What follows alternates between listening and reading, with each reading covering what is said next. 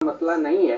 हालांकि कोर्ट में वो भी चैलेंज हो सकता है कि जब एजेंसी इलीगल है तो फिर उसके द्वारा किए गए इन्वेस्टिगेशन क्यों लीगल होने चाहिए, लेकिन उसके बाद कोर्ट का प्रोसेस है तो उस प्रोसेस से गुजरे हुए होते हैं, इसलिए उसमें मुझे नहीं लग रहा है कि कोई बहुत ज्यादा टेक्निकल प्रॉब्लम आएगी। लेकिन हाँ, अब जो ऑन गोइंग इन्वेस्टिगेशन है और जैसे कि बहुत बड़े बड़े मसले चल रहे हैं, जिसमें कोलगेट कांड है, जिसमें आपके ये 2G स्पेक्ट्रम वाला इशू है और इसी तरह के तमाम मसले हैं जो कि सीबीआई देख रही है जी, यानी तो उस पर सवाल जी, यानी जो करंट मामलात हैं जिसको सीबीआई देख रही है और जिसके मुताबिक एफआईआर दर्ज हुई उन पर सवालिया निशान जरूर खड़े होंगे। लेकिन अतीक मुजफ्फरपुरी साहब, हुकूमत ने कहा है, मरकजी हुकूमत ने कि वो इस मामले को लेकर सुप्रीम कोर्ट में जाएगी। क्या लगता है, क्या मरकजी हुकूमत इस बात पर उसको यकीन है कि वजूद सही था, जो सवालात उठाए गए हैं वो बिल्कुल उस पर वो गैर जरूरी हैं, उसकी सच्चाई पर उन्हें शक है?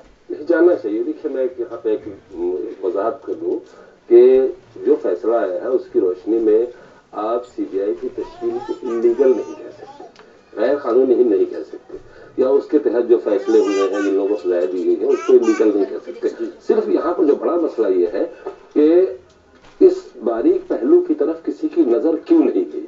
जो खाना पूरी करनी चाहिए थी वो क्यों नहीं की गई, कि उस पर पार्लियामेंट में बहस नहीं हुई, क्यों इस पे सर जमहूरिया के दस्तखत नहीं हुए। लेकिन बाकायदा एक सेंट्रल जो एजेंसी है तफ्तीशी, उसकी जिस तरह बाकायदा तश्कील होनी चाहिए उस तरह तश्कील नहीं हुई। लोग इसको खिलौने की तरह इस्तेमाल करते रहे। लेकिन ये कहना मैं इससे इत्तेफाक नहीं करता कि इसकी तश्कील गैर कानूनी है कुछ चीजों को। लेकिन अब सूरत हाल मुख्तलिफ हो गई जी। अब मरकजी हुकूमत को जाना होगा सुप्रीम कोर्ट, और सुप्रीम कोर्ट से मुनासिब एक फैसला लेकर के इसे एक नई शक्ल देनी होगी, नए सिरे से इसको सब कुछ करना होगा ताकि जो मामला बड़े बड़े चल रहे हैं वो मुतासिर न हो। इसका भी हमें ध्यान रखना चाहिए जी। इससे पहले भी देवेंद्र शाह साहब सुप्रीम कोर्ट में सीबीआई पर सवाल खड़े किए, सुप्रीम कोर्ट से ही सवाल खड़े हुए थे और कई बयानात आए कि सीबीआई पिंजरे में बंद एक तोता है। सीबीआई डायरेक्टर ने भी ये कहा कि हाँ वो दबाव में काम करते हैं, किसी न किसी तौर पर डायरेक्टली इनडायरेक्टली उन्होंने कहा कि वो दबाव में काम करते हैं। और दूसरी जानिब अपोजिशन भी सवाल उठा रहा है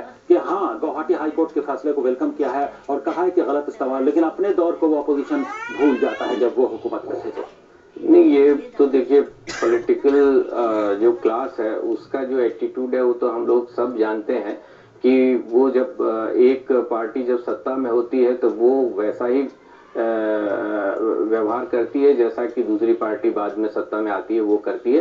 दोनों ही इस तरह के एजेंसीज का अपने को सत्ता में बनाए रखने के लिए और अपने आदमियों को फायदा पहुंचाने के लिए दुरुपयोग करना कोई यहाँ हिंदुस्तान में कोई बड़ी बात है ही नहीं।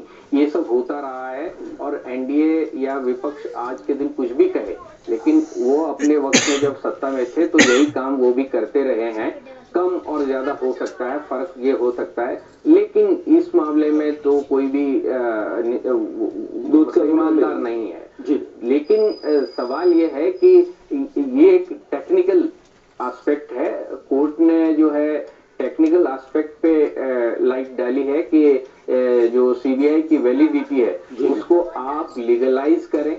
लीगलाइज करने की प्रोसेस में अब क्या होगा कि इसके सर्विस रूल्स बनेंगे, इसके अधिकार और जो लाइबिलिटीज हैं वो तय होंगी और तब जो है मुझे लग रहा है कि जो अब तक ये विवाद चल रहा था कि सीबीआई का दुरुपयोग होता है तो उसको उसमें बैलेंस करने की गुंजाइश का, यानी अगर नए सिरे से तश्कील होती है, ये एक मौका है कि सीबीआई की नए सिरे से तश्कील हो। हुकूमत को भी इसमें पहल करनी चाहिए और जो सवालात जो एतराज़ात खड़े होते रहे सीबीआई पर कि सीबीआई सही तरीके से काम नहीं करती और जो हुकूमत होती है वो उसका गलत इस्तेमाल करती है, ऐसी भी शिक लानी चाहिए उसमें कि इसका गलत इस्तेमाल हुकूमतों के जरिए ना हो सके। ये गुफ्तगू हम यहाँ पर रोकेंगे, हालांकि हाजरा में वक्त हो गया ब्रेक का। दोनों मेहमान देवेंद्र शास्त्री साहब और अतीक मुजफ्फरपुरी साहब स्टूडियो में गुफ्तगू के लिए मौजूद हैं। ब्रेक के बाद हम आएंगे तो बात करेंगे इसराइल और फिलिस्तीन के दरमियान मुज़ाकरात की कोशिश जो अमरीकी वज़ीर ख़ारजा के जरिए हो रही थी, लगता है वो कोशिश नाकाम हो गई है और इसको लेकर गुज़श्ता कई दहाइयों में शायद ऐसा पहला मौका है जब अमेरिका ने इसराइल के खिलाफ इतना सख्त मौक़िफ़ इख्तियार किया है इसराइल के अड़ियल रवैये को देखते हुए। वज़ीर ख़ारजा जॉन केरी ने मशरिक़ वस्ता से जाने से पहले ये कहा कि इसराइल ये न समझे कि वो चार दीवारियां खड़ी करके अपने आप को महफूज समझे, वो इकोनॉमिकली वो माशी मजबूत है इसलिए ये न समझे कि वो महफूज है, और वो इस बात के लिए तैयार रहे कि फिलिस्तीन की जानिब से तीसरा इंतफादा होगा और वो वक्त आएगा जब इसराइल गैर महफूज भी अपने आप को महसूस करेगा।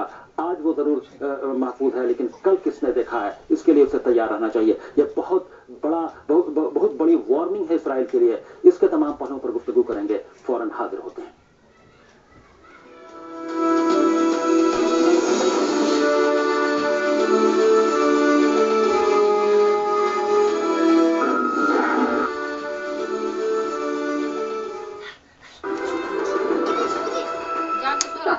हम सब नहीं कृष है। मैं भी कृष हूँ। किसने कहा था? मेरे पास भी है। मेरे पास भी है। मेरे पास भी है।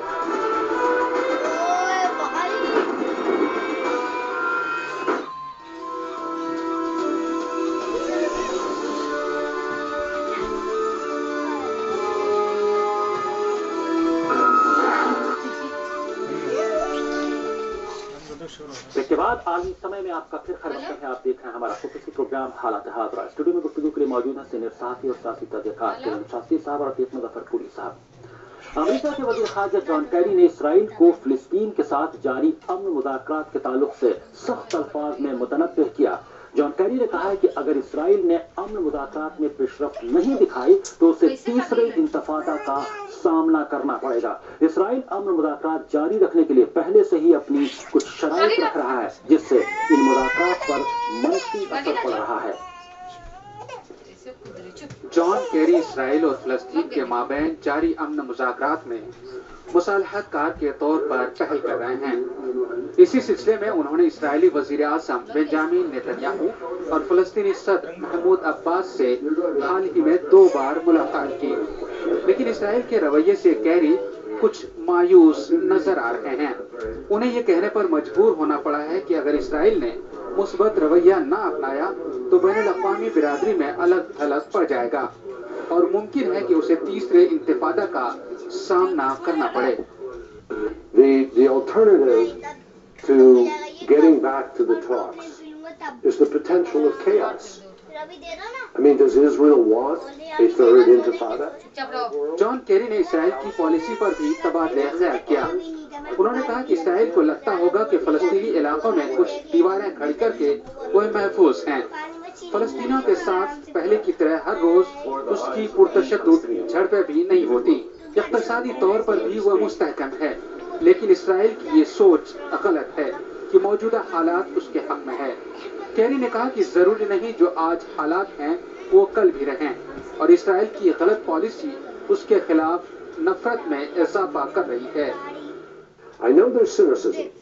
I know so many people don't believe anything I just said. I know there are